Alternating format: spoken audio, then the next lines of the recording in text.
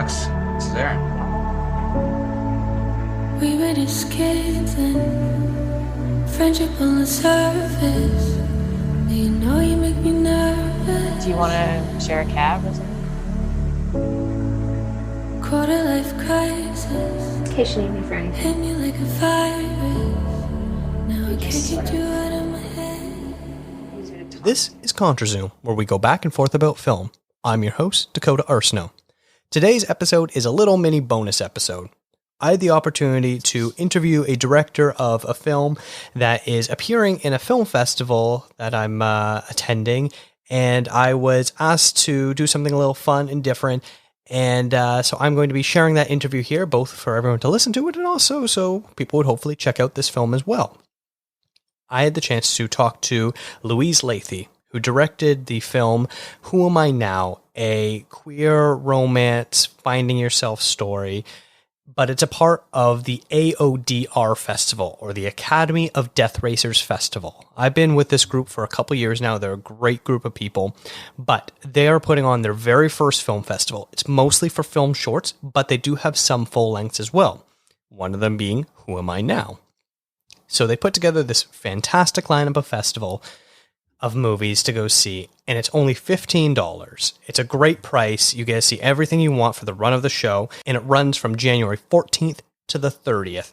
There's even going to be some prizes and categories. They're having like best animated short, best documentary short, best live action short, and best film with the LGBTQ plus theme. That could be either short or full length.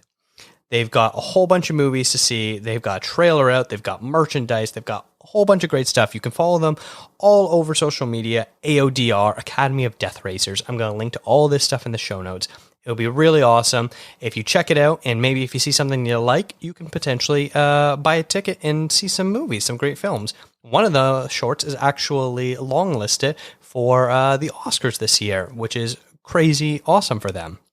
So, without further ado, here's my interview with Louise Lathey, the director of Who Am I Now? I'm thinking about the moments you caught me off guard. Picture perfect in my Before I met you, I would never have thought that this would be me. Caught in places. Hi, I'm Dakota Arsenault, host of contrazoompod, the weekly film podcast where we go back and forth about film. Today, I'm chatting with Louise Lathey, the Canadian director, writer, producer, and editor of the new film, Who Am I Now? Not only did she personally wear all of those hats in the making of this movie, her production company, Jackdog Films, produced it as well. Louise, thank you so much for taking the time to talk with me today and the festival goers at AODR. How are you doing today? Good. Thank you so much for having me. I really appreciate you inviting me to chat about the film. Of course, we're very excited to hear more about this behind the scenes aspect of it and the creation of it. But yeah, your film Who Am I Now deals with the story of two women, Alex and Aaron, who are trying to come to terms with their own sexuality and navigate a potential relationship, while also trying to understand who they are at their cores. As someone whose name is all over the credits, I have to ask how much of this story is autobiographical. Do one of the women represent a similar story you experienced, or one that you saw friends going through? What's happening with this? Yeah, I don't like to use the word autobiographical just because I want it to kind of stand on its own 2 feet as its own story. But I definitely took a lot from my personal journey and coming out. I wrote the film, I think about 2007, 2008. So it feels like a million years ago now. And it was around the time where I was, coming to terms with my own sexuality and, falling in love with women and understanding, trying to figure out what that meant. And as a writer, I've always kind of put my thoughts and feelings into scripts, into stories. And so that's kind of what I did with this. And essentially, how I like to say is Alex is who I wish I was at the time, and Aaron is kind of who I was. So my journey was very similar to Aaron's. But Aaron was actually based on another real person who I won't go into too much detail about, but I've changed her a lot since then. But yeah, so there's a lot of personal anecdotes in there, personal stories. All the characters are kind of an amalgamation of people in my life, and those people all know who they are, and it's really interesting because they've all seen the film and they're like, oh yeah, that I remember when that happened, or like, yeah, that feels really familiar to this. And so yeah, it's a lot of Louise in there for sure. wondering, oh, that's how you perceived everything that happened between us. Okay, I understand now. Exactly. Interesting. Yeah. We often get films where a young teenager, young person who first seems sort of fairly indifferent to romance or attraction realize that they don't fit into maybe a heteronormative lifestyle as they come to understand their own queerness. I can't think of a film where the characters are adult and sort of navigating the intense waters of understanding sexuality. What intrigued you about wanting to tell a story about a more adult characters coming out? Again, just kind of based on my own experience. So I came out in my early 20s, but, as a queer person, I feel like I'm coming out every day still. And many queer people do. You meet somebody new, and usually the assumption is that you're a straight person, and then you have to come out to the person you're speaking to. So it was more like I just kind of wanted to represent people coming out at different stages of their life, because it's not just when you're in high school. I struggled hard in high school because I was terrified of my sexuality. And so it took me a long time to come out. And even going through my 20s, even though I knew I was gay, I was out, I had a girlfriend, I was still terrified. So I'm like, it doesn't just stop when you come out. And that's kind of why I wanted to make these characters older, just to represent the different times of people's lives. That it's not just, you're 16 and then everything's fine once you come out. Yeah, and there's also this sort of residual effort of deciding, when do you want to come out to people? Do you need to come out to certain people, who you are, and all those different ways you need to navigate as a gay person? Because, it's one thing of telling your parents and telling your friends, but like another thing is you just present who you are, and all of a sudden people at work are starting to question about you. And it's like, well, none of that really matters. I'm at work right now. I'm here to do a job. Yeah. But still, that's an ongoing sort of thing where, like you just said, it's sort of, you're always coming out. Mm-hmm. Yeah. And it's frustrating. I find it very frustrating because, I look what one would call like stereotypically gay or like stereotypically lesbian. I have a short haircut. I'm more masculine presenting, and I still get asked quite frequently, like, what does my husband do? Or like, do I have a boyfriend? And I just look at them. I'm like, really? But yeah, like people just kind of have that mindset and that assumption. So it's frustrating for me. So I just, I want to make it like relevant to other areas of people's lives as well. Interesting. I think my favorite line in the movie is later on when the group therapist, in response to Erin wondering when she will know if she's actually gay or not, says, there comes a point when it's harder to not say it than say it. It's such a poignant and deep line about how one person will fully know their truth. Was that something that you just sort of came up with when you were writing, or did you hear that from someone? No, because that's exactly how I felt. And I really like that line as well. And the way that Elizabeth Young kind of delivers it as well. She's an amazing young actress, and she just kind of came out really naturally. But that's exactly how I felt when I was coming to terms with myself. I was trying to, like, I kind of likened myself to like this bubbling pot that was, full of water, and it's bubbling over because I couldn't keep it in anymore. And it was just so hard to not be myself. So it's just that, like, you just have to say it, and whatever happens. And that's just that's how I felt when I came out. It's just like, I physically couldn't not be out, if that makes sense. It sounds like it's a great quote that, like, you need to have like printed up on stickers or something like that, so that way you can give to any young person that's sort of struggling with understanding their sexuality, and be like, hold this card for now. You'll know when it's the time. Oh, that's so sweet. Thank you. That means a lot. It'll be merchandise for Who Am I Now? But this movie isn't all serious, and I want to have a bit more of a fun question with you too. About Sure. Midway through the film, Alex starts to discover who she is and gets taken to a lesbian club for the first time. Yeah. And sort of experiences something exhilarating being around so many people who can just be themselves with no guard up. I was wondering if you had a sort of similar experience going to your first gay club and what that was like for you. Yeah, I mean, unfortunately in Vancouver, there aren't too many like lesbian specific places anymore. And by the time I was ready to go to one, they didn't really exist anymore. And it was, we got stuck with like these underground parties where you had to buy tickets for. But I remember going to my first like lesbian event, and I was just like, holy shit. Like there is a lot of gay ladies here. This is crazy. So that's kind of like, it's like this giant door is open and it's like, hey, you're actually not the only one. You're not the only lesbian. You're not the only queer person. Like here are all these other people that have gone through all these different experiences, similar or different to you, but you're all here. It's a safe space. And that's what I really love about queer events is that that's where I feel this most open and the safest, like the Pride Parade and during Pride is I just love it because that's when I've always felt just 100% like be who you are. And that's kind of what I want to have come across in that moment is Alex, like literally the look on her face is like, wow, like, okay, this exists. Well, that definitely came through, so that's good to hear. I don't want to spoil too much of the ending for anyone listening that hasn't had the chance to see the film, but after Alex and Aaron both go through some pretty big changes and fundamentally understand themselves better by the end, the movie ends on a very adult note of understanding. I sort of feel like a typical Hollywood film would have given them a more sentimental or cheesy ending. What prompted you to have a more grounded and mature resolution for the two of them? Well, a couple of things. So my personal experience.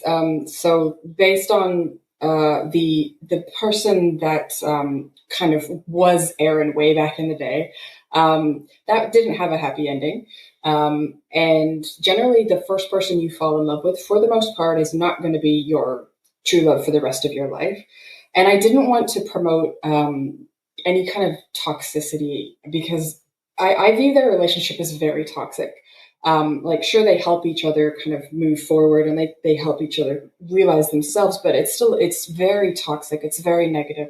And I didn't want to say like, well, you can treat someone like absolute garbage, but it's okay if you're hurting, because it'll all be forgiven. So I wanted it to kind of feel like, yes, they've had this amazing eye-opening experience together and they're figuring out who they are. And, I think I probably gave away the ending. Sorry. I just realized as I'm speaking.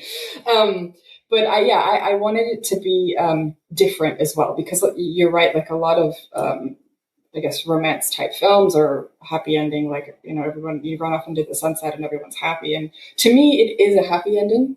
But it's just probably not the ending that people would expect. And I have had a couple of people who were very upset by the ending. And I was like, I just don't believe in that, like that, because I wanted to make this as true to life as possible and as true to kind of one's experience as possible. And in my experience, there was no happy ending, so to speak, in like the general sense of the word. But yeah, I think this is a happy ending to me. So I hope people do see that as well. Yeah, I completely understand, because I feel like I know I sort of led you into a bit of a trap there with that question to sort of reveal the so I'll try to dance around it a bit, but I feel like as a viewer, if it was the ending you would expect, it wouldn't be true to the characters, and it would have rang false. And so I think the way it ended for the two of them was the ending that those characters needed. Mm-hmm. Yeah, and it also kind of gave Erin a bit more maturity as well, because I always believed her to be a bit more immature. She's obviously the character that is struggling a lot more, is making poor choices because of the way she's feeling, and I think it just wouldn't have been fair to just give her what she wanted in the end, because like that's just the easy way out to me, and I think she had a lot more to learn. And Alex kind of explains exactly why the way, it happened the way it happened. And that scene actually, I wrote that a lot later, after having a really good discussion with the actors, because, I had ended it a different way. And so I had a really good discussion with Joanna, who plays Alex, and we kind of figured out the best way to kind of, end the film. So that was a really cool collaboration. That's very true. Well, that's awesome to hear that the actors were so involved in this process. I noticed in the credits that they're both listed as producers as well. I'm guessing due to the fact of the ownership of their characters that they brought to the table. Yes. I have never met some like more hardworking actors in my life, but they're so much more than just showing up and playing their roles. Like, they were intimately involved in this film. We're all very close still. And, they took these characters and they took ownership of these characters. And I couldn't be happier on how the casting went and how it ended. And I'm so sorry, my dog is barking in the background. He does that. I'd love to chat about your production company, Jackdog Films. You started the company in order to tell stories that feature women and LGBTQ plus people. Mm-hmm. What was the inciting incident for you to realize that in order to see certain stories told on screen, you needed to be the force for change and make the content yourself? Well, that's giving me a lot of credit, the force for change. It's your mission statement on your company's website. I know. You're right. Mostly because I didn't have any film like this growing up. LGBTQ plus representation in the media is still quite scarce. But when I was growing up, there was nothing. It was like the gay best friend who was just kind of the butt of a joke, or like if there was any lesbian characters, they were usually very mentally ill or were depicted as kind of really evil or negative. And that's super unhealthy. And so I just kind of got to the point where I was like, well, no one's going to tell this story that I have but me. And I want to keep telling stories like this, which hopefully will help people, which this film has, which is amazing. Like, I've had people reach out to me that have said the movie has helped them, which just warms my heart. And that's kind of why, is because I'm like, well, I didn't have this growing up, and I want people now, young queer people, to have this kind of content so they can see themselves on screen, that it's normalized, and just to help them along their journey. And so that's kind of why I decided to do it, because for my community, basically. You gotta do it. Yeah. Well, that's good to hear. I'm so happy to hear that. Mm-hmm. Now, this is a bit of a three-pronged question, so feel free to answer it however you wish. Okay. But I want to know what comes next for yourself, for Jackdog Films, and Who Am I Now? Oh boy. Okay. I know that's a big one. Well, for myself, I'm always writing. I have about 4 different features on the go. I kind of pick away at them when I get an idea. I've just finished one, the first draft of one, which one of my friends / colleagues is reviewing. But unfortunately, it all boils down to money and finances in the independent film world. So I don't know what's going to happen next for Jackdog Films. It's a kind of a wait and see at the moment. But I'm just writing all the time. I'm a creative person, and I am itching to get back on set to make another film. And I really hope that I can do that in the near future. But it depends on the success of Who Am I Now, and if I can find additional funding. But right now, what's next for Who Am I Now is it is available in the US on Amazon Prime. And in Canada, it's available on iTunes, and you can buy it on Blu-ray and DVD. And I think it's on Google Play, on Tubi, Roku, and a bunch of streaming networks I've never heard of before, which is cool. But yeah, it's all over the world, which is also really amazing. I've had people contact me from India and Chile. It's just wow. Yeah, it's I essentially won the independent film lottery. And I'll give a shout out to Gravitas Ventures, who's my distribution company, because without them, this film would not be out in the world. So they kind of, took my baby and took it out there. And it's so cool I just feel really, really honored, because I know this is not the norm for independent films. So I'm thankful that Gravitas liked it and ran with it. Well, that's all very exciting, and I'm sure we can't wait to see what you come up with next. Louise, thank you so much for your time. If people want to find more about you and your work, what's the best place to go? Well, I've got a couple of websites. So whoaminow.ca is specifically for the film, and then jackdogfilms.ca. And then you can follow me on Instagram, Jackdog Films, and Who Am I Now also has an Instagram page, which I kind of update as things come out about the film, but it'll probably slowly start to taper off. But Jackdog Films is where you can find more info about me and what's next. Excellent. Who Am I Now is now available to watch on all those amazing different VOD providers that you mentioned for people to watch and download and buy. Thank you to the AODR Festival for setting this interview up, and thank you, Louise. Thank you so much. We can do all of this together.